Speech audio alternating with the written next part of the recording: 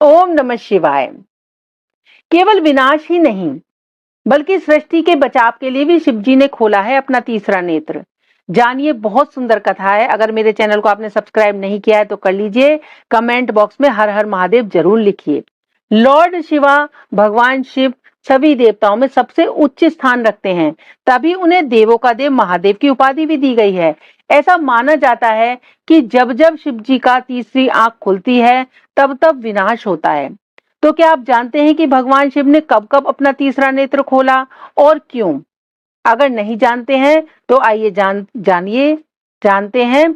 और धर्म ग्रंथों के अनुसार इसकी क्या कथाएं हैं वो हम आपको बताते हैं। भगवान शिव ब्रह्मा और भगवान विष्णु के साथ त्रिदेव में शामिल हैं। ब्रह्मा, विष्णु, महेश।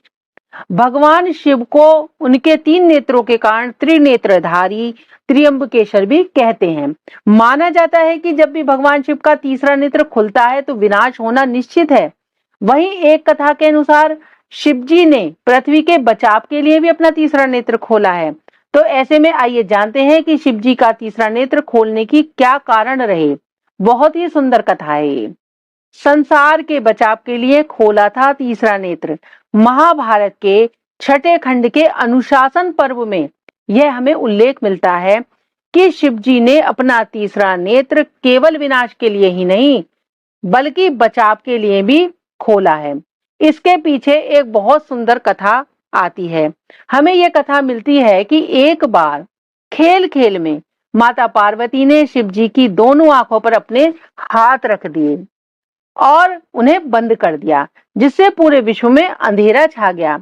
इस घटना से धरती पर मौजूद सभी जीव जंतुओं में खलबली मच गई, जिस कारण शिव जी को अपना तीसरा नेत्र खोलना पड़ा। उनका तीसरा नेत्र खुलते ही धरती पर पुनः से रोशनी हो गई। जब यज्ञ कुंड में कूद गई माता सती, तीसरे नेत्र खोलने का दूसरा कारण। एक बार देवी सती के पिता दक्ष ने शिव जी को छोड़कर अन्य सभी देवी देवताओं को यज्ञ में आमंत्रित किया था। इस पर माता सती ने शिव जी ने मना किया था कि आप मत जाइए। मना करने पर भी वो जिद पर अड़ गईं और यज्ञ में चली गईं। परिणाम स्वरूप दक्ष ने भगवान शिव का बहुत ही अपमान किया, जिसे सती माता सहन नहीं कर सकी और यज्ञ कुंड में वो कूद गईं। अपने प्राण उन्होंने त्याग दिए। जब यह बात महादेव को ज्ञात हुई तो क्रोध में आकर वह मोह माया से मुक्त होकर एक लंबी साधना में चले गए। साधना से जगाने के लिए देवता उपाय सोचने लगे कि इस पर कामदेव ने शिव जी को साधना से जगाने का बीड़ा उठाया। इस क्रम में कामदेव ने अपने बाणों की सहायता से शिव जी की साधना तोड़ी। इस पर महादेव जी बहुत ही क्रोधित हो उठे और उन्होंने अपना तीसरा नेत्र खोलकर कामदेव को भस्म कर दिया। इंद्र के कारण भी खुला था तीसरा नेत्र।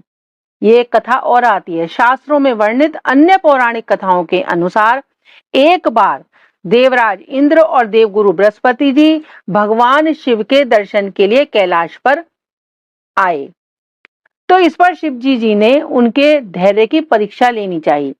महादेव जी ने एक ऋषि के रूप को धारण कर लिया और इंद्रदेव और बृहस्पति जी का रास्ता उन्होंने रोक दिया। इंद्र के बार बार कहने पर भी वे रास्ते से नहीं हटे। इस पर इंद्रदेव ने क्रोध में आकर शिव जी के ऊपर अपने वज्र से प्रहार कर दिया। वो इतने क्रोध में आ गए कि उन्होंने शिव जी पर वज्र छोड़ दिया अपना।